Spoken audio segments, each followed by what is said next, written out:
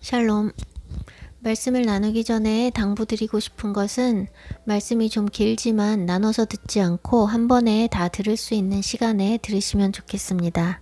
한 번에 다 들으신 뒤에 주님 앞에 앉아 기도하고 주님의 음성을 들으며 머무는 시간을 가지시기 바랍니다. 듣고 끝나면 머릿속에 남을 뿐이지만 주님 앞에 나아가면 주님께서 한층 더 깊이 조명해 주시고 계시해 주시는 것들이 있을 것입니다. 지난 시간에 이어 같은 주제로 순교하는 믿음에 대해 더 나눕니다. 말씀을 들을 때 대개는 들은 말씀의 일부만 기억에 남기 때문에 중요한 것은 반복해서 나누고 있습니다. 그래서 다소 중복되는 내용이 있을 수 있습니다. 순교하는 믿음은 마지막 때에만 필요한 것이 아닙니다. 마지막 때가 아니라 어느 시대라도 순교하는 믿음이 되지 않으면 구원받지 못합니다. 예수와께서 자기를 부인하고 자기 십자가를 지고 주를 따르는 자가 천국에 합당하다고 말씀하셨고 주를 위해 목숨을 버리는 자가 얻는다고 말씀하셨기 때문입니다. 어느 시대에 누구를 막론하고 주를 위해 생명을 드릴 준비가 안 되면 구원에 합당하지 않습니다. 모든 믿는 자들의 아버지인 아브라함은 자기의 생명보다 더 귀한 독자 이삭을 하나님께 바침으로써 그 믿음을 증명했습니다. 이삭은 자신을 번제로 드리는 아버지의 뜻에 순종함으로 자신의 생명을 버렸습니다. 야곱은 가장 사랑하는 아들 요셉을 잃고 라헬의 죽음과 바꾼 귀한 아들인 베냐민까지 내어줌으로써 죽으면 죽으리라 하는 믿음을 증명했습니다.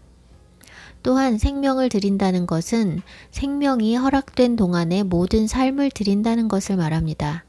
히브리어의 하임이나 영어의 life는 생명을 가리킬 뿐 아니라 삶, 생활을 가리킵니다. 생명을 드린다는 것은 죽는 순간에만 주님을 인정하는 것이 아니라 내게 허락된 삶의 시간 동안 내가 내 삶을 주장하지 않고 주님께서 내 삶을 주장하시도록 주권을 드리는 것을 말합니다. 무언가를 드린다는 것은 그에 대한 모든 권리를 포기하는 것입니다. 따라서 순교하는 믿음은 내 삶에 대한 모든 권리를 포기하고 주님의 뜻, 주님의 원대로 사는 것을 말합니다. 순교자를 뜻하는 마르터는 헬라어 마르투르에서 나왔습니다. 증인, 증거, 증거하다라는 뜻입니다. 이 단어는 70인역에서 히브리어 에드에 해당하는 단어입니다. 에드 역시 증인 혹은 증거를 뜻합니다. 에드는 우드라는 동사에서 나온 것인데 기본적으로 복제하다, 사본을 만들다, 반복하다라는 뜻이 있고 거기에서 파생되어 증거하다 외에 여러 의미가 있습니다. 복제하다, 반복하다라는 뜻으로 볼 때 증인은 보고 들은 것 그대로 사본을 만드는 사람이고 보고 들은 내용을 그대로 반복하는 사람인 것입니다. 따라서 거기에 보태거나 빼는 것도 증인이 아니고 보고 들은 것을 말하지 않는 것도 증인이 아닙니다. 순교에 대해서 목숨을 바치는 것으로만 생각하고 있으면 자기 뜻대로 살다가 마지막에 믿음이냐 죽음이냐의 선택의 기로에서 믿음을 선택하고 영화의 한 장면처럼 멋있고 장렬하게 최후를 맞을 것으로 생각하기 쉽습니다. 그런데 순교는 그렇게 간단한 것이 아닙니다. 살펴본 바와 같이 성경에 기록된 마터의 원래 의미는 증인입니다. 많은 경우 무언가를 증언하고 증거할 때에 위험이 따릅니다. 법정에서 목격자를 증인으로 세울 때나 언론에서 목격자와 인터뷰를 할 때 그러한 위험 때문에 신분이 노출되지 않도록 하거나 신변 보호를 하기도 하고 그 위험 때문에 증인으로 나서지 않는 사람들도 많습니다. 진실되게 증언하는 것은 자신의 희생을 감수해야만 합니다. 우리는 지난 몇 년간 정권이 교체되는 과정과 선거를 치르는 과정에서 수많은 불법과 불의를 보아왔는데 자신이 보고 들은 것을 증언하는 사람들은 많은 피해를 입었고 나서서 증언하지 않는 사람들은 그들의 신상이 털리고 협박받을 것을 염려하기 때문에 나서지 않는 것입니다. 탈북자들이 북한의 실상에 대해 증언하면 그들 역시도 살해 위협을 당합니다. 이렇게 무엇이든 진실이 알려지지 않기를 원하는 무리들이 있는 모든 일에 대해서 증언하는 일은 항상 위험이 따릅니다. 죽을 수도 있고 죽지 않을 수도 있으나 증언을 하는 사람은 어떤 위험도 불사하리라는 각오 없이는 증언을 할 수가 없습니다. 계시록은 예수와께서 faithful witness, 충성된 증인, 신실한 증인이라고 기록하고 있습니다. 예수와께서 십자가에 못 박히셔서 죄로 인해 영벌에 처할 수밖에 없었던 우리에게 살 길을 열어놓으신 것은 그 죽음으로써 아버지의 사랑과 공의를 증거하신 것입니다. 로마서 3장 25절에서 26절. 이 예수를 하나님이 그의 피로 인하여 믿음으로 말미암는 화목 제물로 세우셨으니 이는 하나님께서 길이 참으시는 중에 전에 지은 죄를 간과하심으로 자기의 의로우심을 나타내려 하심이니 곧 이때에 자기의 의로우심을 나타내사 자기도 의로우시며 또한 예수 믿는 자를 의롭다 하려 하심이니라. 이 말씀과 같이 예수와께서 화목제물 되신 것은 아버지의 의로우심을 나타내는 것이고 제물 되신 아들을 믿는 자들도 의롭게 하시는 것입니다. 구약의 선지자들, 스데반과 초대교회의 많은 성도들은 왜 죽음을 당했을까요? 범죄하는 백성들이 듣기 싫어하는 하나님의 말씀을 증거했기 때문입니다. 그들은 수많은 거짓 선지자들이 평강을 외치던 때에 홀로 재앙을 외치며 회개를 촉구했고 그런 예언을 하지 말라는 협박을 받고 고난을 당했습니다.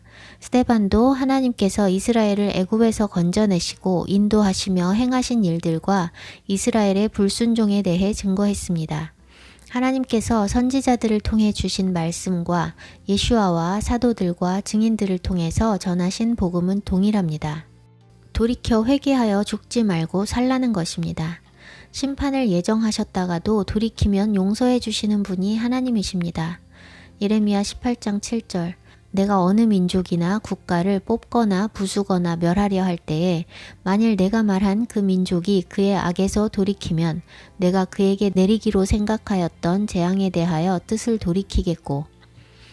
이 말씀과 같이 요나를 니느웨에 보내셔서 회개를 촉구하셨을 때 니느웨가 왕으로부터 생축까지 죄를 뒤집어 쓰고 회개하자 사하시고 심판을 면해 주셨습니다. 요나가 보기엔 멸망받아 마땅한 족속이지만 하나님께는 동일하게 귀한 영혼들이기 때문에 긍휼히 여기시고 돌이킬 기회를 주신 것입니다. 요나 입장에서는 자기 백성을 괴롭힌 원흉인 아수르가 심판에서 면함을 받는 것이 견딜 수 없는 일임에 분명합니다. 원수에게 복음을 전해 그들이 구원을 받게 하기보다 원수는 영벌에 처해지길 바라는 것이 타락한 인간의 본성이고 육신의 생각입니다. 그러나 하나님은 모든 인간을 사랑하셔서 모두가 돌이켜 멸망받지 않기를 원하십니다. 죄를 가지고는 하나님 나라에 들어갈 수 없기 때문에 죄에서 돌이켜 살기를 바라시는 것입니다. 하나님께서 저에게 개인적으로 회개할 죄에 대해서 전하라고 말씀하셔서 전하면 받아들이는 사람을 본 적이 거의 없습니다. 다른 사람을 통해서 듣는 것이 유쾌한 일이 아님은 분명하지만 회개에 이르도록 전하게 하시는 것이 주님의 사랑이니 저는 어렵게 전하지만 대개는 다 거부하고 변명하고 싫어합니다. 그러나 회개하도록 말씀 주시는 것이야말로 주님의 사랑이며 공의입니다. 주님이 나를 지켜보시며 내가 이러든 저러든 방관하지 않으시고 내가 깨닫지 못하고 있는 것을 다른 사람을 통해서라도 깨우치셔서 나를 정결케 하기 원하신다는 것은 정말 감사한 일입니다. 선지서를 통해 알 수 있듯이 하나님의 말씀을 가감없이 증거한다는 것은 핍박과 죽음을 각오해야 합니다. 한편 요나와 같이 멸망받기 원하는 대상에게는 전하고 싶지 않은 사람들도 많습니다. 구원받을 자와 멸망받을 자를 자기 기준으로 인본으로 분류하여 원수에게는 전하지 않으려는 것입니다. 그런데 예수와께서는 너희의 원수들을 사랑하고 너희를 박해하는 자들을 위해 기도하라고 말씀하셨습니다.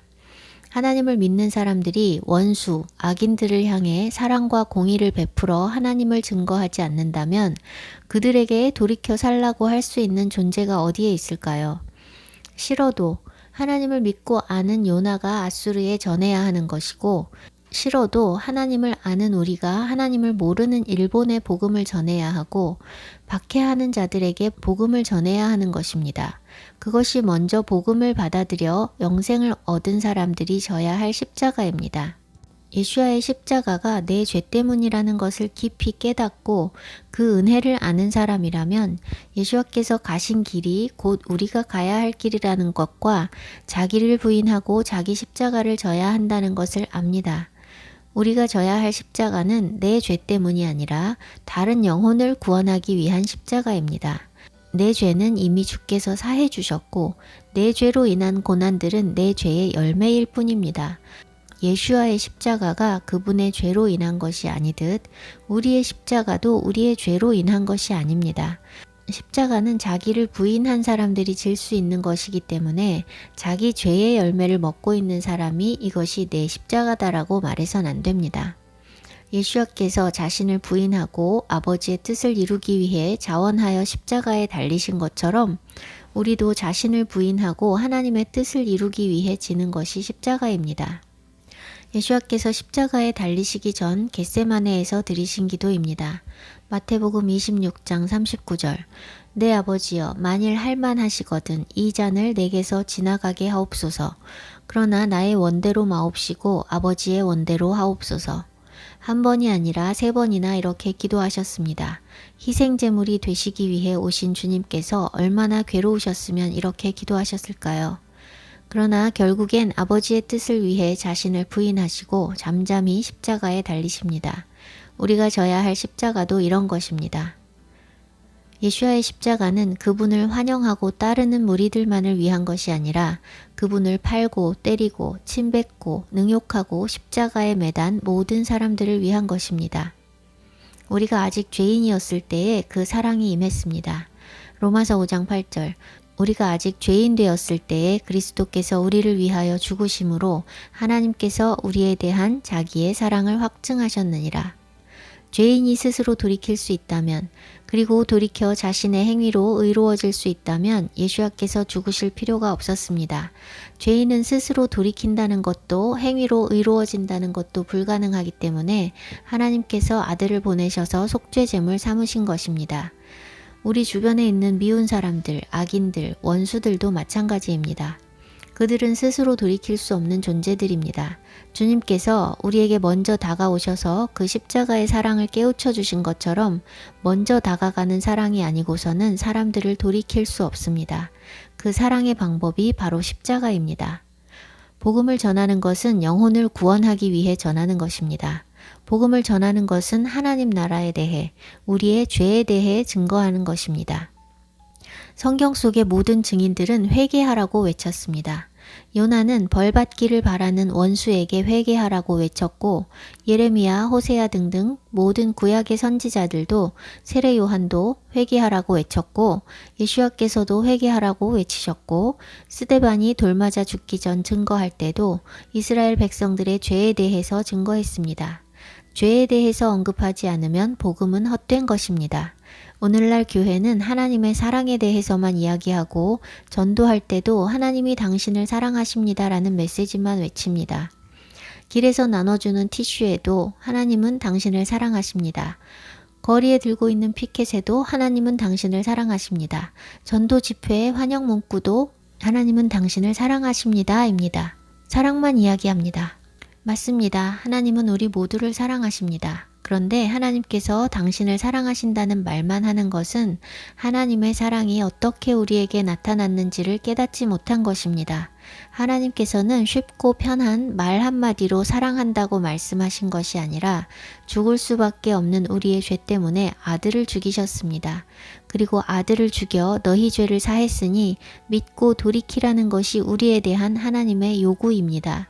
하나님의 사랑은 첫째로 아들의 죽음과 둘째로 회개하라는 메시지, 이 두 가지로 표현되었습니다.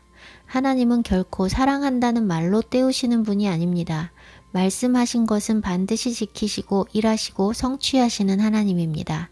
그것이 하나님의 에무나, 신실함, 성실함입니다. 우리에게 요구되는 것도 에무나, 믿음, 신실함입니다. 하나님의 에무나가 말씀하시고 그대로 행하시는 것이라면 우리에게 요구되는 에무나는 그분의 말씀을 믿고 그대로 행하는 것입니다. 하나님의 에무나를 경험하는 만큼 우리의 에무나도 크고 견고해지는 것입니다. 사랑한다는 말이 얼마나 쉽습니까? 배우자에게, 자녀에게 시도 때도 없이 할 수 있는 말이고 교회 안에 지체들에게 쉽게 할 수 있는 말이 사랑한다는 말입니다. 그러나 우리의 사랑은 말로써 증거되는 것이 아닙니다. 아들이 어릴 때 저는 수도 없이 사랑한다고 말했는데 제 아들은 제 사랑을 믿지 않았습니다. 저라도 못 믿었을 것입니다. 사랑한다고 말하면서 행동은 사랑하는 것처럼 하지 않으니 믿을 수가 없는 것입니다. 반면에 지금은 사랑한다는 말을 하지 않지만 아들이 엄마가 자기를 사랑하는 줄을 압니다. 제가 뿌린 씨앗의 열매로 제 아들이 사춘기를 폭발적으로 보냈는데 엄마의 사랑이 느껴지니 성난 사자 같던 아들이 순한 양이 됐습니다. 사람이 하루아침에 변할 수 없으니 고통이 이루 말할 수 없었습니다. 아들이 변하지 않는 것이 고통이 아니라 제가 변하지 않는 것이 고통이었습니다. 아들의 사춘기를 통해 제 안에 있는 다뤄지지 않은 부분들이 다뤄지며 약 2년 반의 시간 동안 서러워서 울고 제 안에 사랑이 없어서 울고 변하지 않는 제 모습에 정말 많이 울었습니다. 걷잡을 수 없을 정도로 심각했던 아들의 사춘기를 겪으며 이 아이가 너무 많이 아프고 슬프고 외로웠다는 것과 그것이 저로 인한 것임을 엄마로서 너무 잘 알고 있음에도 불구하고 그 열매가 감당하기 어려울 정도로 나타날 때마다 제 안에서 육적인 반응들이 올라오고 매일 나를 죽이는 싸움을 싸워야 했습니다.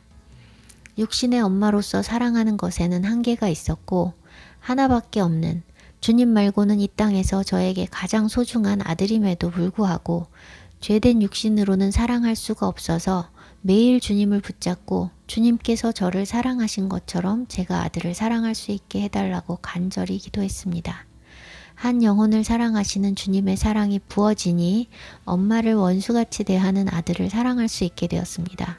엄마를 원수로 대하던 아들이 엄마가 화내지도 않고 비굴해지지도 않고 사랑하는 것을 보며 달라졌습니다. 참된 사랑은 위기의 때나 원수되었을 때에 드러납니다. 내 자식도 육신으로는 사랑할 수 없다는 것을 깨달았습니다. 내 자식이든 다른 사람이든 참되게 사랑하는 것은 내가 죽고 성령께서 내 안에서 하시는 길밖에 없습니다. 나를 힘들게 하지 않은 사람, 나에게 잘 대해주는 사람에게 사랑한다고 말하기 쉽고 사랑한다 생각하기 쉽습니다. 그러나 가장 가까운 배우자와 자녀도 나를 힘들게 하면 원수라는 생각이 드는 게 인간입니다. 나를 괴롭게 하고 힘들게 하고 원수로 대하는 사람을 사랑하는 것은 내 힘으로 육신으로는 불가능합니다. 내가 죽지 않고도 사랑하는 사람이 있다면 그것은 그 사람이 나에게 잘하고 나에게 잘 맞춰주기 때문입니다. 내 안에 사랑이 없다는 사실을 직면하게 할 만한 고통을 나에게 주지 않은 사람을 사랑하는 것은 누구나 다 할 수 있습니다. 마태복음 5장 46절에서 47절 너희가 너희를 사랑하는 자를 사랑하면 무슨 상이 있으리요? 세리도 이같이 아니하느냐? 또 너희가 너희 형제에게만 무난하면 남보다 더하는 것이 무엇이냐? 이방인들도 이같이 아니하느냐? 믿지 않는 사람들도 다 할 수 있는 것이 나를 사랑하는 자를 사랑하는 것이고 형제에게 무난하는 것입니다. 섬김과 대접을 받는 권위자가 여유를 가지고 인자한 미소를 지으며 베푸는 것은 쉬운 일입니다. 섬김과 존중을 받고 있을 때는 내가 죽고 주님의 사랑이 마음에 부어지지 않아도 육신으로서도 충분히 사랑할 수 있습니다. 그러나 대접받던 사람이 갑자기 도전을 받게 되거나 무시나 저항을 당하게 되면 그 인자한 미소는 순식간에 사라지고 험악한 얼굴이 됩니다.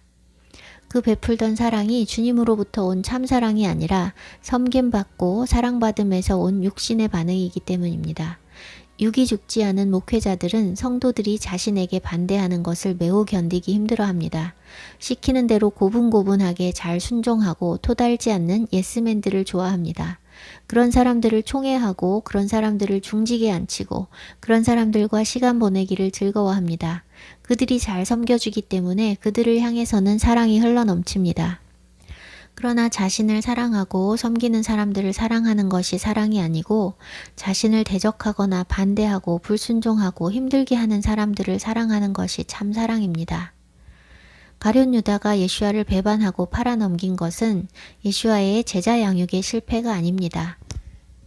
주님은 가룟 유다가 배반할 것을 미리 알고 계셨음에도 불구하고 그를 제자 삼으셨습니다.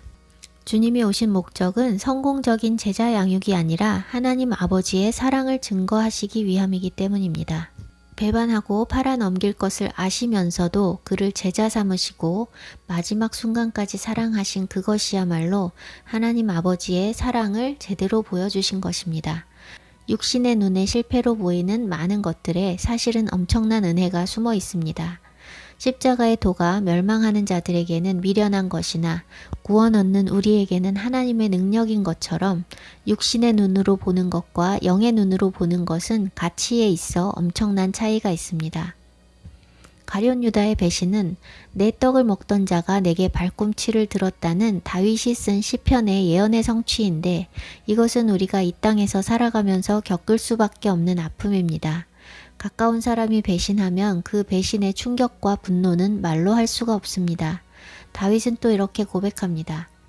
시편 55편 12절에서 13절 나를 책망하는 자는 원수가 아니라 원수일진대 내가 참았으리라. 나를 대하여 자기를 높이는 자는 나를 미워하는 자가 아니라 미워하는 자일진대 내가 그를 피하여 숨었으리라.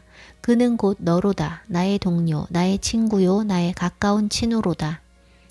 원수나 별로 가깝지 않은 사람이 나를 대적하는 것은 충격까지 받지는 않습니다. 그러나 가까운 사람, 가족, 친구가 배신하면 그동안 자기가 신경 써주고 베풀었던 것들이 다 생각나며 내가 어떻게 해줬는데 네가 나한테 이럴 수 있어 라는 생각을 하게 됩니다. 공들인 성도가 교회를 떠날 때도 목사님들이 이런 생각을 하기 쉽습니다. 배신과 대적을 당하는 시험은 살면서 어쩌다 한번 일어날 일이 아니라 주님을 증거하며 사는 모든 그리스도인들의 삶에 특별히 이 마지막 때 빈번하게 나타날 일입니다. 미가 7장 6절 아들이 아버지를 멸시하며 딸이 어머니를 대적하며 며느리가 시어머니를 대적하리니 사람의 원수가 곧 자기의 집안 사람이리로다. 누가복음 12장 53절 아버지가 아들과 아들이 아버지와 어머니가 딸과 딸이 어머니와 시어머니가 며느리와 며느리가 시어머니와 분쟁하리라.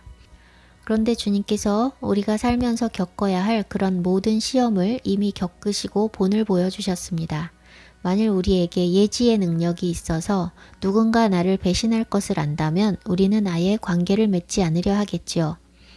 그런데 사랑이신 예수님께서는 배신할 것을 미리 아신 채로 끝까지 사랑하셨습니다. 그리고 그를 정죄하지 않으셨습니다. 우리가 가야 할 길입니다. 십자가의 은혜를 받아들이고 영생을 얻게 된 주님의 제자들은 이렇게 해야 한다고 말씀하십니다. 마태복음 5장 44절 45절 나는 너희에게 이르노니 너희 원수를 사랑하며 너희를 박해하는 자를 위하여 기도하라. 이같이 한즉 하늘에 계신 너희 아버지의 아들이 되리니 이는 하나님이 그 해를 악인과 선인에게 비추시며 비를 의로운 자와 불의한 자에게 내려주심이라. 하나님께서 왜 악인에게 해와 비를 거두지 않으실까요? 악을 행하며 뻔뻔한 사람들을 보면 가다가 엎어지길 바라고 벼락 맞기를 바라고 쫄딱 망하기를 바라는 게 인간의 마음입니다. 시편 109편, 예레미야 19장 등에는 대적들에 대한 저주의 기도가 있습니다. 우리 마음속에 다 그런 마음들이 있습니다. 하나님께 솔직하게 그런 기도를 올려도 됩니다. 그러나 십자가의 은혜를 입은 자들은 거기서 끝나서는 안 됩니다. 우리는 죽을 수밖에 없는 죄를 아무 공로 없이 사함받았기 때문입니다. 그리고 하나님께서 악인들도 끝까지 돌이키기를 원하시며 끝까지 사랑하신다는 것을 기억해야 합니다.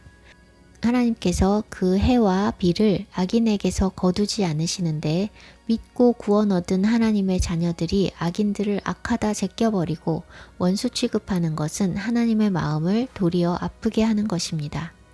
나에게 악하게 대하는 사람, 원수에게 사랑을 베풀 때 그것이 십자가가 되어 그 원수를 바꿀 수 있습니다. 예수와께서 십자가로서 아버지의 사랑을 증거하신 것처럼 우리가 우리 자신을 부인하고 지는 십자가는 하나님 아버지의 사랑을 증거하는 십자가입니다. 내가 죽고 아버지의 뜻만 서기를 구하고 아버지의 원대로 되기를 원하는 그 기도를 올려드리며 지는 십자가를 통해서 나를 십자가에 못 박는 바로 그 사람이 주께로 돌아올 수 있는 것입니다. 사람들은 자기 기준에 맞지 않으면 험담을 하고 그 사람을 멀리하고 심지어는 보기 싫은 사람 안 보려고 교회를 옮기기까지 합니다. 그런데 나를 괴롭게 하는 사람은 하나님께서 내게 사랑을 배우게 하시기 위해서 붙여주신 보배입니다.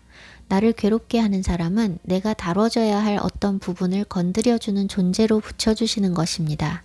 그런 사람을 만날 때 직면하지 않고 피하는 사람은 자기 안의 문제를 보지 못하고 모든 문제를 다른 사람 탓으로 돌리며 사실상 어느 누구와도 화목하게 지낼 수 없습니다. 내 마음에 맞고 나에게 잘해주는 사람만 존재하면 내 안에 있는 죄성, 이기심, 육의 소욕이 다뤄질 기회가 없어서 위험합니다.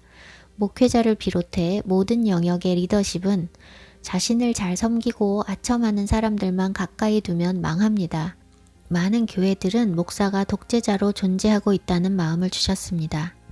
내 심기를 불편하게 하고 나를 자극하는 요소가 있는 사람이 주변에 있을 때 내 마음의 불편함을 감지한다면 그것을 가지고 주님 앞에서 씨름하며 기도해야 합니다. 쉽지 않은 씨름이고 한 번 통과했다고 끝나는 것이 아니라 삶의 모든 영역에서 끊임없이 이어집니다. 하나님의 말씀과 관계없이 살아가는 사람들은 육신의 생각대로 반응하고 사람이 싫으면 떠나고 모든 스트레스의 원인을 다 제거하려고 합니다.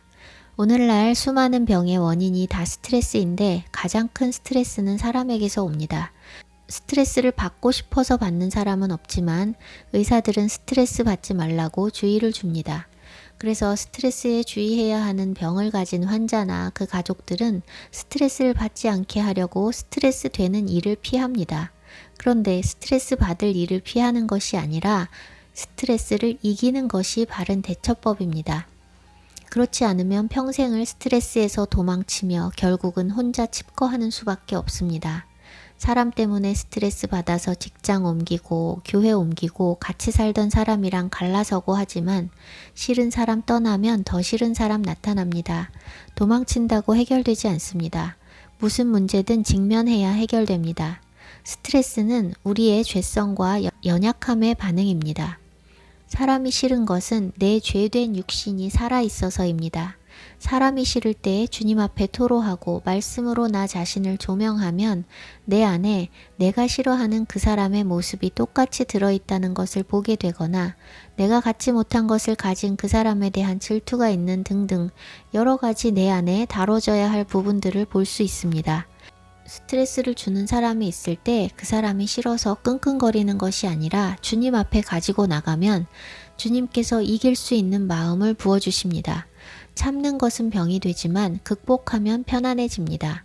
사랑할 수 없었던 사람을 주님의 공로로 사랑하게 될 때 내 마음이 지옥에서 천국으로 바뀌며 자유함과 평안이 가득하게 됩니다. 재정으로 인해 받는 스트레스는 돈을 더 벌거나 돈이 들어온다고 해결되지 않습니다. 전도서 5장 10절 은을 사랑하는 자는 은으로 만족하지 못하고 풍요를 사랑하는 자는 소득으로 만족하지 아니하나니 이것도 헛되도다. 재정으로 인한 스트레스는 탐욕이나 과시욕 등 육신의 정욕과 미래에 대한 두려움, 염려로 인한 것입니다. 육에 속한 것입니다.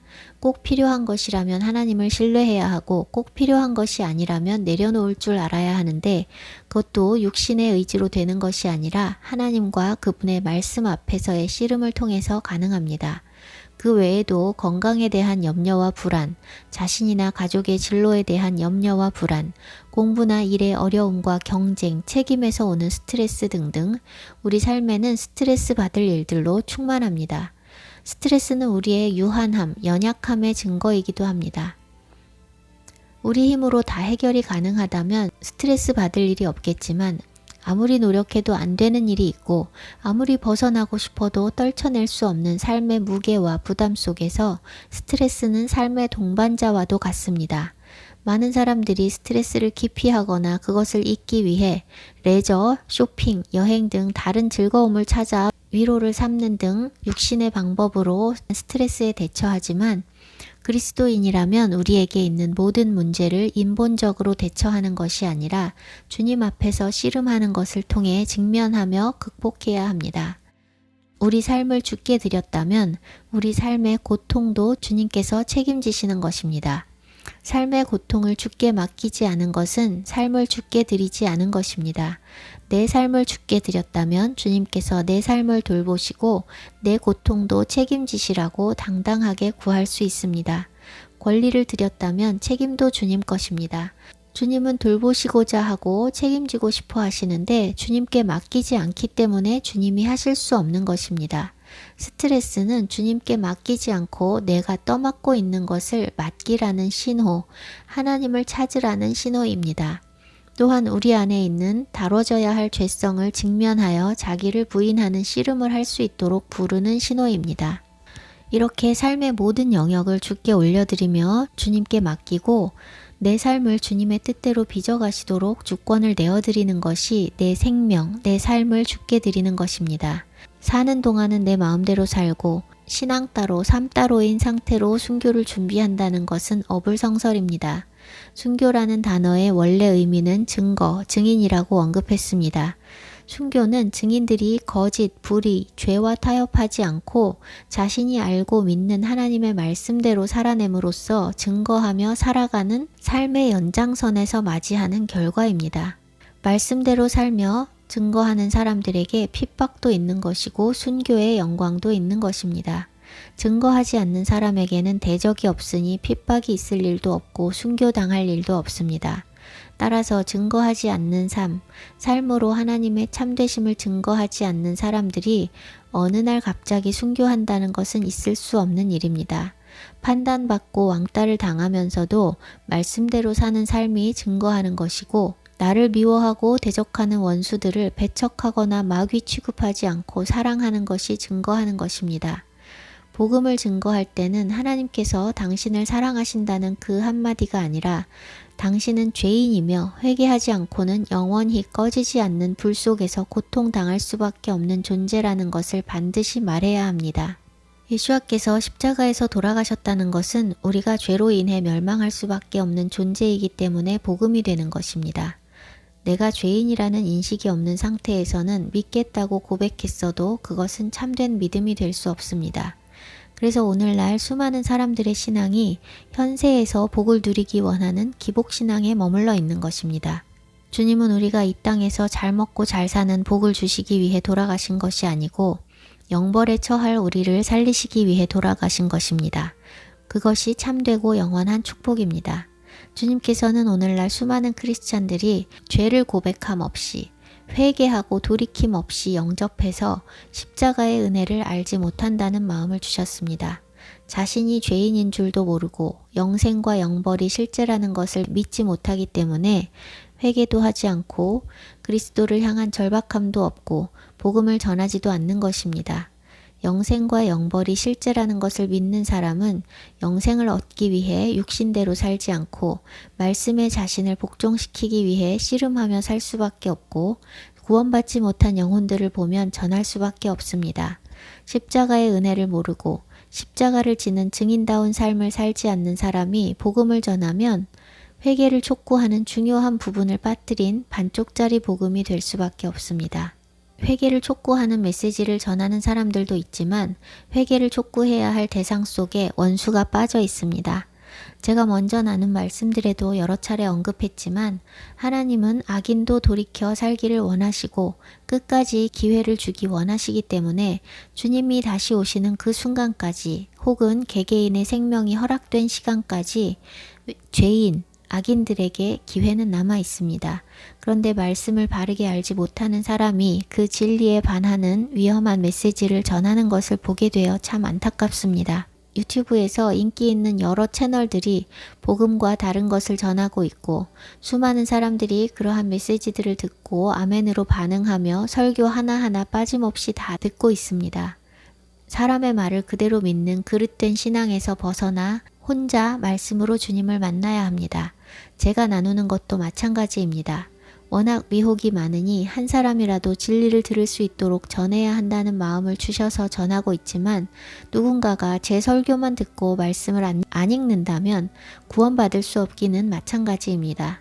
저는 모든 사람이 설교 듣기를 줄이고 주님 앞에서 씨름하기를 간절히 소망합니다. 마귀 주사를 맞은 배우자와 결별하라는 메시지를 전하는 것을 듣게 되었습니다. 성경을 근거로 이야기하는 것이 다 성경적이지 않으니 듣는 사람들이 분별해야 하는데 수많은 사람들이 분별 없이 따르는 것 같아 참 안타깝습니다. 백신 맞은 사람들에게도 끝까지 복음을 전해야 합니다. 그들은 구원받지 못한 것이 드러났으니 더 적극적으로 복음을 전해야 하는 대상입니다. 그리고 머지않아 대다수의 사람들이 다 백신 접종자가 될 텐데 백신 접종자들과 결별해야 한다 생각하고 그들을 마귀 취급하면 복음은 더 이상 전할 곳이 없게 됩니다. 우리를 박해하는 모든 사람들은 복음 증거의 대상이고 우리의 십자가를 통해 주님의 십자가의 은혜를 깨달아야 할 대상들인데 이 마지막 때 그러한 대상은 다 백신 접종자들입니다. 이 마지막 때에 참된 그리스도인으로 살아가기 위해서는 박해받는 것은 기본이고 그들을 사랑하는 데에까지 나아가야 합니다.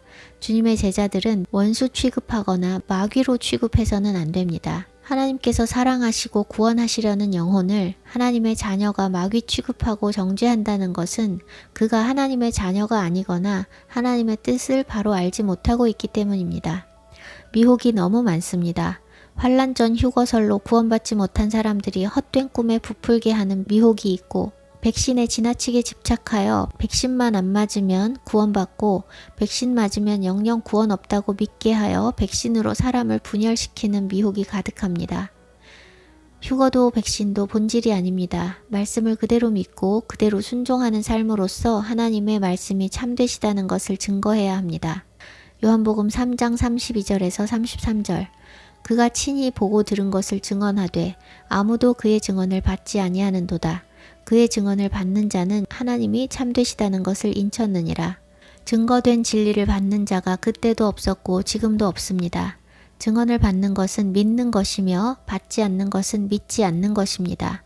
증언을 받는 자는 믿기 때문에 말씀이 실제가 되고 그 말씀이 진리임을 경험했기 때문에 다시 증언할 수밖에 없습니다. 믿지 않으면 말씀은 정보로 남을 뿐이니 전하고 싶은 열정도 없고 뭘 어떻게 전해야 할지도 알지 못합니다. 말씀을 믿으면 말씀이 내 삶에 그대로 일어나고 성취되어 실제가 되기 때문에 자신이 보고 듣고 경험한 것을 전하지 않을 수가 없는 것입니다. 경험되지 않은 신앙은 증거될 수가 없습니다. 머릿속에 있는 지식은 하나님의 말씀이 아니라 인본적인 설교의 바탕을 두고 있기 때문에 아무런 능력이 없습니다. 믿어서 경험된 진리는 하나님의 말씀을 실제 삶으로 경험했기 때문에 누구를 만나든 증거하게 되고 능력이 있습니다. 요즘 교회를 떠나 집에서 따로 예배드리는 분들이 늘어나고 있습니다. 목회자들부터 다 백신 접종하고 성도들에게 백신 접종을 권하는 것을 계기로 이제라도 나오는 사람들이 있지만 여전히 분별하지 못하고 구원받지 못한 목회자에게서 꼴을 얻으려고 하는 구원받지 못한 성도들이 훨씬 더 많습니다.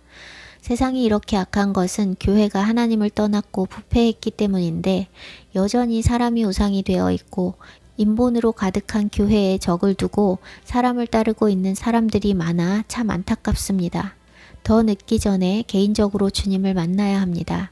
백신 안 맞고 있는 사람들도 말씀을 그대로 믿고 순종하여 그 말씀이 실제가 되는 신앙이 되고 자급자족할 준비가 되지 않으면 타협하게 될 것입니다. 순교하는 마음으로 굶어 죽는다거나 비상식량으로 연명하면 된다고 생각하는 것은 너무 순진한 생각입니다. 살 길이 있는데도 굶어 죽는 길을 선택하는 것은 어리석은 것일 뿐 아니라 지킬 수도 없는 몽상입니다. 배고픔의 고통이 얼마나 큰지 경험해 보지 않았기 때문에 그런 생각을 하는 것입니다. 삶으로 복음을 증거하면서 받는 핍박도 감당해 보지 않은 사람들이 순교를 생각하는 것이 허황된 것이듯이 배고픔을 경험해 보지 않은 사람들이 믿음을 지키며 굶어 죽겠다는 것도 허황된 생각입니다. 성경에는 이스라엘 백성들이 양식이 없어 자식을 잡아먹은 이야기가 기록되어 있습니다. 북한에서도 자식을 잡아먹었습니다. 사람이 죽음을 앞에 두었을 때의 생존 본능이 얼마나 큰 것인지 모르기 때문에 쉽게 생각하지만 금식도 하지 않고 먹고 싶은 대로 다 먹고 살던 사람들이 표 안 받기 위해 굶어 죽는다는 것은 생각처럼 쉬운 일이 아닙니다. 잠언 22장 3절 슬기로운 자는 재앙을 보면 숨어 피하여도 어리석은 자는 나가다가 해를 받느니라. 똑같은 말씀이 잠언 27장에도 나옵니다. 재앙이 눈앞에 와 있는데도 보지 못하는 사람들이 대부분이고 재앙이 재앙인 줄 못 알아보는 사람들에게 외치는 자를 통해 음성을 듣게 하셔도 듣지 않는 사람들이 많습니다. 재앙인 줄 알고 대처를 해야 한다는 것은 아는데 바른 대처법은 모르고 어디에 붙어야 할까 우왕좌왕하는 사람들도 많습니다. 사람에게 붙어서는 안 됩니다. 하나님께만 붙어야 합니다. 예레미야 17장 5절. 무릇 사람을 믿으며 육신으로 그의 힘을 삼고 마음이 여호와에게서 떠난 그 사람은 저주를 받을 것이라. 구원은 오직 주님께 있습니다. 누가 어떻게 준비하라고 안내한다고 해도 그것은 안내일 뿐이고 구원은 주님께 있는 것입니다. 더구나 사람을 의지하는 사람은 아직 스스로 분별하지 못하고 있기 때문에 안내조차도 잘못된 안내를 받기 쉽습니다. 미혹하는 자들을 따르면 그 미혹하는 자와 함께 망하는 것입니다. 예레미야 14장 15절에서 16절. 내가 보내지 아니하였어도 내 이름으로 예언하여 이르기를 칼과 기근이 이 땅에 이르지 아니하리라 하는 선지자들에 대하여 여호와께서 이와 같이 말씀하셨노라. 그 선지자들은 칼과 기근에 멸망할 것이요 그들의 예언을 받은 백성은 기근과 칼로 말미암아 예루살렘 거리에 던짐을 당할 것인즉 이 백신이 아무것도 아니고 그냥 백신일 뿐이라고 가르치는 목회자들이 하나님의 심판 아래 놓일 때 그들의 가르침을 따른 성도들도 똑같이 심판당할 것입니다. 이미 많은 교회들이 집단적으로 백신 접종을 하고 자신이 바벨론에 속했음을 증명한 것처럼 남은 교회들도 그렇게 타협하거나 아니면 지하로 숨어야 하는 때가 왔습니다. 정상적으로 헌금 받고 사역이 이루어지려면 시키는 대로 할 수밖에 없으니 교회 문 닫아서 밥줄이 끊어지는 것을 걱정하는 목회자들은 가짜 교회로 연명할 것입니다. 구원을 받은 적이 없는 목회자들이 더 많다는 마음을 주셨습니다. 그리고 그런 교회에는 구원받지 못한 성도들만 모입니다. 예레미야 18장 7절의 말씀은 하나님께서 재앙을 내리시기로 한 민족이 악에서 돌이키면 재앙을 내리시려던 생각을 돌이킨다는 말씀이었습니다. 니느웨가 요나의 건성으로 외치는 회개 촉구의 메시지를 받아 재앙을 면할 수 있었습니다. 반면에 하나님께서 세우려 하신 나라가 악을 행하면 내리시려던 복도 취소됩니다. 예레미야 18장 9절에서 10절. 내가 어느 민족이나 국가를 건설하거나 심으려 할 때에 만일 그들이 나 보기에 악한 것을 행하여 내 목소리를 청종하지 아니하면 내가 그에게 유익하게 하리라고 한 복에 대하여 뜻을 돌이키리라. 그러므로 너는 유다 사람들과 예루살렘 주민들에게 말하여 이르기를 여호와의 말씀에 보라 내가 너희에게 재앙을 내리며 계책을 세워 너희를 치려 하노니 너희는 각기 악한 길에서 돌이키며 너희의 길과 행위를 아름답게 하라 하셨다 하라. 이미 재앙을 준비하신 상황에서도 기회를 주시려고 돌이키라 말씀하시는 하나님의 사랑을 볼 수 있습니다. 돌이키라는 책망이 하나님의 사랑입니다. 사랑한다, 잘했다 말하는 것이 사랑이 아닙니다. 하나님의 사랑은 그분의 백성이 악한 길로 갈 때 멸망당하지 않도록 그들을 돌이키는 책망으로 구약시대 내내 나타났습니다. 그런데 범죄로 인해 징계의 징계를 거듭당하여도 그들은 돌이키지 않습니다. 이사야 1장 5절에서 6절. 너희가 어찌하여 매를 더 맞으려고 패역을 거듭하느냐. 온 머리는 병들었고 온 마음은 피곤하였으며 발바닥에서 머리까지 성한 곳이 없이 상한 것과 터진 것과 새로 맞은 흔적뿐이거늘 그것을 짜며 싸매며 기름으로 부드럽게 함을 받지 못하였도다. 너희의 땅은 황폐하였고 너희의 성읍들은 불에 탔고 너희의 토지는 너희 목전에서 이방인에게 삼켜졌으며 이방인에게 파괴됨같이 황폐하였고 딸 시온은 포도원의 망대같이 참외밭의 원두막같이 애워싸인 성읍같이 겨우 남았도다. 패역을 거듭해서 징계로 인해 만신창이가 된 하나님의 백성의 모습입니다. 애굽에 노예된 백성을 건져내셔서 그 오합지졸 노예들을 여호와의 군대라 일컬으시고 여호와의 이름으로 일컫는 백성으로 삼으셔서 나라를 세우시고 주변 나라들의 여호와의 이름을 두려워 떨게 하셨습니다. 여호와 하나님께서 친히 자신의 이름을 두셨던 자기 백성을 때리고 때리셔서 만신창이가 되고 여호와의 이름이 같이 짓밟히는 것을 감수하시면서까지 바라신 것은 그들이 여호와께로 돌이키는 것이었습니다. 그런데도 유다, 예루살렘은 돌이키지 않았습니다. 예레미야 18장 12절. 그러나 그들이 말하기를 이는 헛되니 우리는 우리의 계획대로 행하며 우리는 각기 악한 마음이 완악한 대로 행하리라 하느니라. 북이스라엘은 거듭된 죄악으로 벌써 심판을 당했지만 다윗에게 주신 언약으로 말미암아 보존되고 있던 유다는 하나님 나라로서의 면모를 지키지 못하고 이스라엘보다 더욱 패역했고 맞고 맞아도 돌이키지 않았습니다. 결국 유다도 망하게 됩니다. 하나님께서 친히 언약을 맺으신 이스라엘도 유다도 다 패역하여 심판에 처했습니다. 그러나 언약의 성취를 위해 진멸하시지 않았고 그 안에서 믿음을 지킨 사람들과 심판을 통해 돌이켜 회개한 자들이 남은 자가 되어 언약은 이어져 왔습니다. 하나님께서 친히 언약을 맺으신 언약 백성들조차도 집단으로 구원받지 못했고 각각 자기의 행위에 따라 구원받고 멸망당했습니다. 그런데 오늘날의 교회들은 한 번 구원은 영원한 구원이라는 비성경적인 교리로 망하고 있고 어떤 교회들은 자기 교회에만 구원이 있는 것처럼 자기 최면에 걸려 있습니다. 크거나 작거나 관계없이 목회자가 절대적인 권위를 가지고 있고 그 교회에만 구원이 있는 것처럼 여기는 교회는 매우 이단적이고 위험한 교회입니다. 교회에서 끊임없이 예배와 기도회를 해서 목사가 인도하는 교회의 예배를 통해서만 하나님을 만나야 하는 것처럼 성도들로 하여금 의존적인 신앙을 갖게 하고 개인적으로 하나님을 만나는 것을 방해하는 교회는 이단적입니다. 특별히 깨어있다고 생각하며 자기들에게만 구원이 있다고 믿는 집단일수록 목회자의 권위가 절대적이고 성도들은 목회자의 말을 하나님 말씀보다 더 신뢰합니다. 사람을 따라가서는 결코 구원을 받지 못합니다. 사람을 따른 자는 사람과 함께 망합니다. 우리는 다 죄를 뒤집어 쓰고 회개해야 합니다. 믿음을 고백했지만 말씀을 믿지 않고 말씀대로 살지 않아 증인이 되지 않았기 때문에 우리 사회가 이렇게 부패하게 되었습니다. 우리 한 사람 한 사람이 평강을 외치는 사꾼 목자들의 설교만 좋아하고 주님께로 돌이키지 않고 죄와 더불어 살았기 때문에 이렇게 죄가 만연한 땅이 되었습니다. 강요하지 않아도 자원하여 백신을 맞고 교회가 앞장서서 목회자가 앞장서서 백신을 맞는 나라가 되었습니다. 그러나 이제라도 회개하면 회개하는 사람은 사는 것입니다.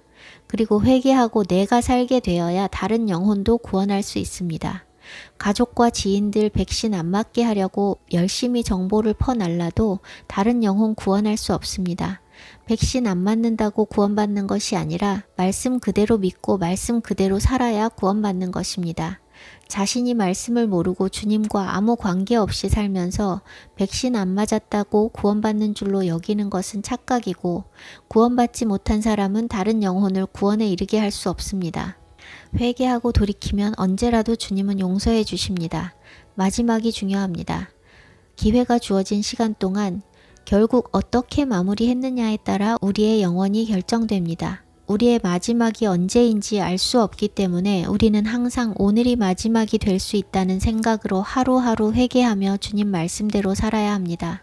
마태복음 21장에 예수께서 두 아들 이야기를 들려주십니다. 아버지께서 맏아들에게 포도원에 가서 일하라 하니 아들이 가겠다고 하고 가지 않았습니다. 둘째 아들에게 가서 똑같이 말하니 둘째는 싫다고 말했지만 뉘우치고 갔습니다. 예수께서 말씀하십니다. 내가 진실로 너희에게 이르노니 세리들과 창녀들이 너희보다 먼저 하나님의 나라에 들어가리라. 요한이 의의 도로 너희에게 왔거늘 너희는 그를 믿지 아니하였으되 세리와 창녀는 믿었으며 너희는 이것을 보고도 끝내 뉘우쳐 믿지 아니하였도다. 이 말씀은 성전에서 가르치실 때 하신 것으로 대제사장들과 백성의 장로들을 빗대어 하신 말씀입니다. 대제사장들과 백성의 장로들은 유대인 믿음의 공동체의 리더로서 1순위로 구원받을 것으로 여겨진 사람들이지만 그렇지 못했습니다. 세리와 창녀는 죄인의 상징이지만 하나님 나라에 먼저 들어간다고 말씀하셨습니다. 사실상 대제사장이나 백성의 장로, 세리와 창녀는 똑같이 죽을 수밖에 없는 죄인입니다. 새까만 연탄에 먼지 조금 더 묻고 덜 묻고의 차이일 뿐입니다. 첫째 아들은 하는 척만 하는 위선자이고 둘째 아들은 겉과 속이 똑같은 죄인입니다. 대제사장과 백성의 장로들이 회개하지 않고 믿지 않은 것처럼 오늘날 교회 지도자들도 마찬가지로 회개하지 않고 경건한 척 포장하고 있지만 세상과 더불어 살던 죄인들은 먼저 믿고 하나님 나라에 들어갑니다. 하나님 나라는 회개하지 않고는 결코 닿을 수 없는 곳입니다. 우리는 평생에 걸쳐 회개해야 합니다. 회개를 통해 내가 비워지는 만큼 하나님께서 내 삶을 주장하시고 그분의 뜻이 내 삶 가운데 이루어질 수 있습니다. 회개할수록 내 속에 선한 것이 없음을 깨닫기 때문에 내 주장, 내 뜻을 내려놓게 됩니다. 인본과 교만과 자존심, 세상을 사랑하는 마음을 버리지 않으면 망합니다. 그것들 지키려다가 영생을 놓친 목회자들이 너무 많습니다. 신앙 연수가 길고 교회에서 믿음 좋다 인정받는 성도들도 마찬가지입니다.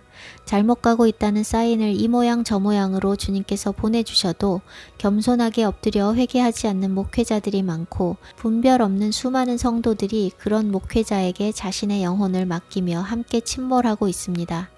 셀 수 없는 목회자와 교인들이 지옥을 향해 가고 있습니다. 거듭나지 않은 목회자가 이끄는 교회는 소경이 소경을 인도하는 소경들의 집단입니다. 교회 없이 혼자 신앙생활을 할 수 없는 사람들은 교회 안에 있어도 구원 없기는 마찬가지입니다. 하나님의 말씀이 아니라 목회자를 의존하고 교회 공동체에 안정감을 두고 그 안에서 행하는 이런저런 종교 행위들로 자신은 구원받았고 바르게 신앙생활하고 있다고 생각하는 것은 자기 최면일 뿐입니다. 성령님을 통해 하나님의 말씀이 우리 안에 잉태되고 거듭나야 성령의 인도하심을 받으며 구원을 이루어갈 수 있습니다. 베드로전서 1장 23절 너희가 거듭난 것은 썩어질 씨로 된 것이 아니요 썩지 아니할 씨로 된 것이니 살아있고 항상 있는 하나님의 말씀으로 되었느니라. 거듭남은 썩지 않을 씨로 되는 것입니다. 썩을 육신의 씨가 아니라 거룩한 말씀이 씨가 되어 잉태되어 다시 태어나는 것이 거듭남입니다. 사람의 설교 백날 들어도 하나님의 말씀이 성령님을 통해 내 영에 심겨지지 않으면 거듭나지 못합니다. 예수와께서 성령으로 잉태되신 것처럼 말씀이 우리 안에 잉태되게 하시는 분은 성령님이지 사람 설교자가 아닙니다. 거듭남에 대해 제가 계속 강조하는 이유는 거듭남 없이는 모든 수고가 인본이고 인본으로는 구원을 이룰 수 없기 때문입니다. 신부로 준비될 수 없기 때문입니다. 출애굽했고 말씀이 잉태되어 음성을 듣고 있고 마지막 때를 준비하고자 하는 사람들이 많이 보이지만 다가올 날에 대한 불안과 걱정이 사람들 안에 있는 것을 봅니다. 내 방법 다 내려놓고 주님만 전적으로 의지해보지 않았기 때문에 주님만 의지해야 하는 그 상황이 두려울 수밖에 없습니다. 음성을 듣고 많이 깨닫고 있고 회개하고 있다고 해도 주님만 전적으로 의지하지 않는 사람은 거듭나지 않은 것입니다. 주님께 전부를 드리지 않고는 거듭날 수 없습니다. 제자들이 모든 것을 버려두고 주님을 따라 나선 것처럼 주님께 다 맡기는 과정을 통과하지 않고서는 이 땅, 세상, 육신에 속해서 사는 것을 버리지 않은 것이기 때문에 아직 잉태된 상태로 뱃속에 있는 것입니다. 태어날 때 벌거벗고 빈손으로 태어나듯이 영으로 다시 태어나는 것 역시 땅에 속한 모든 것을 포기하고 주만 바라보는 것입니다. 정말 어렵고 괴롭고 죽을 것 같은 과정입니다. 그러나 그것이 죽지 않고 사는 길입니다. 주님의 음성을 들으며 주님과의 은밀한 시간을 놓칠 수 없는 단계에 들어선 사람들은 아직 붙잡고 있는 세상에 속한 것들을 다 올려드리고 거듭나야 합니다. 세상 것을 부여잡고 하나님 나라에 들어갈 수 없습니다. 내가 붙잡고 있는 것들을 내려놓고 하나님 나라를 선택하든지 하나님 나라를 포기하고 내 방식대로 살든지 선택해야 합니다. 주님과 1대1의 관계가 없는 사람들은 속히 분주한 모든 것을 끊고 주님 앞에서 씨름하며 성령의 음성을 스스로 들을 수 있어야 합니다. 더 늦기 전에 삶을 심플하게 정돈하고 주님 앞에 머무십시오. 구원은 개개인에 달린 것이고 주님과의 1대1 관계에 달려있는 것입니다. 구원은 결코 쉬운 것이 아닙니다. 하나님 말씀도 모르고 하나님과 소통하지 못하는 사람들은 설마 교회 안에 있는 수많은 사람들을 다 지옥에 보내실까 생각하는 사람들이 많지만 주님이 보내시는 것이 아니라 그들 스스로 가는 것입니다. 주님은 생명의 길을 열어놓으셨는데 사람들이 그 길을 외면하고 멸망의 길로 가고 있는 것입니다. 하나님께서 길을 열어놓으셨고 말씀을 주셨고 여러 가지 사인들로 돌이키라고 외치고 계시는데 사람들이 제 갈 길로 가는 것입니다. 저 자신도 주님을 따라 걸으며 몇 명이나 이 길을 갈 수 있을까 늘 생각해 왔습니다. 정말 쉽지 않은 길입니다. 그러나 사람으로서는 할 수 없으되 하나님으로서는 다 하실 수 있다는 주님의 말씀은 너무나 정확한 진리입니다. 우리가 할 수 있는 일은 내려놓는 것 뿐입니다. 내가 붙잡고 있는 것, 내 배우자, 내 자녀, 내 돈, 내 명예, 내 건강, 내 지식, 내 경험, 내 방법, 내 욕심, 내 계획, 내 미래 등등 내게 속한 모든 것을 다 give up, 포기하고 주님께 올려드리면 나머지는 주님께서 다 하십니다. 내가 붙잡고 있는 모든 것을 다 주께 올려드리며 거듭난 뒤에는 주님께서 알아서 이끌어 가십니다. 힘든 것은 계속되지만 그 안에 기쁨도 있고 익사이팅한 일들도 충만합니다. 무엇보다 주님과의 관계가 실제가 되기 때문에 감당할 만한 힘이 생깁니다. 아무리 힘들어도 걸어온 길이 아까워서도 포기할 수 없고 거기서 멈추면 망하는 것을 알기 때문에 포기할 수도 없습니다. 마치 작은 돛담배 타고 망망대해로 나간 것과 같습니다. 돌아갈 수도 없고 포기할 수도 없습니다. 그냥 맡기는 수밖에 없습니다. 그런데 내 배를 움직이시는 그분은 모든 것을 다스리시는 창조주 하나님이시고 사람처럼 유한하거나 실망시키거나 배신하는 분이 아니라 너무 신실하시고 자비하시고 긍휼이 많으신 분이십니다. 힘들고 지쳐서 내가 노젓기를 포기하고 있거나 삐져 있다고 다그치거나 야단치지 않으시고 기다려주시며 다시 새 힘 주셔서 신나게 노젓고 가게 하시는 분이십니다. 돛담배에 죽을 때까지 먹을 양식을 실어서 출발한 것이 아니라 빈손으로 그분만 믿고 출발했는데 먹을 것, 마실 것, 입을 것도 부족함 없이 주십니다. 크루즈 타고 바다를 여행하는 사람들이 많습니다. 쉽고 편하고 현명한 선택인 것 같이 보이지만 우리가 가야 할 하나님 나라는 인간 선장이 키를 잡고 많은 사람들 속에 웃고 떠들며 즐기며 갈 수 있는 곳이 아닙니다. 큰 파도가 오고 빙산이나 암초를 만나면 아무리 크고 튼튼한 배도 어쩔 수 없습니다. 그러나 하나님의 날개 그늘 아래 있는 작은 돛담배는 어떤 풍랑과 빙산을 만나도 안전합니다. 그리고 망망대해에서 또 다른 작은 돛담배도 만나게 하십니다. 망망대해 위에 하나님께서 친히 바람으로 인도해 가시는 돛담배 여행으로 초청합니다. 세상을 사랑하는 사람들은 주님보다 세상을 더 사랑하기 때문에 세상에 속한 부패한 교회를 떠나지 못합니다. 그러나 하나님의 임재가 사라진 교회를 떠나 말씀 안에서 주님 오실 날을 맞이하고자 하는 사람들은 모두 거듭나서 주님께 주권을 드린 삶의 자유와 평안함을 누리며 신부로 잘 준비되시기를 간절하게 소망합니다. 잠깐 기도합니다. 하나님, 말씀을 주시고 듣게 해주셔서 감사합니다. 사람으로는 할 수 없되 하나님으로서는 하실 수 있다는 그 진리의 말씀을 믿고 붙잡습니다. 우리의 구원이 우리의 힘으로 불가능함을 고백합니다. 오직 주께서 인도하시고 주께서 도우시고 주께서 힘주셔야 이 험난한 여정을 다 마칠 수 있습니다. 주님께서 곧 오실 사인들이 나타나고 있는 이때에 두려움과 불안이 우리를 집어삼키지 않기를 원합니다. 주님께서 함께 하시니 어떤 상황이 닥쳐도 담대히 이길 수 있다는 믿음을 허락해 주십시오. 대적 마귀가 오는 사자처럼 두루 다니며 삼킬 자를 찾는 이때에 근신하고 깨어있게 해주시고 미혹에 빠지지 않고 오직 주님의 음성에만 반응할 수 있도록 우리의 눈과 귀를 지켜주십시오. 주님만 목자 삼고 주님만 스승 삼고 주님만 따르기 원합니다.